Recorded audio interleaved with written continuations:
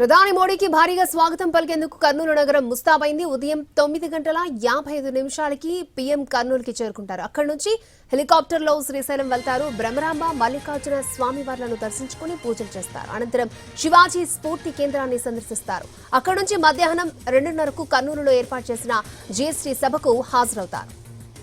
Super GST, super savings పేరుతో జరిగే బహిరంగ సభకు సుమారు 3 లక్షల మంది హాజరవుతారని అంచనా. సభకు కర్నూలు శివారులోని నన్నూరు వద్ద 450 ఎకరాల్లో ఏర్పాట్లు చేశారు.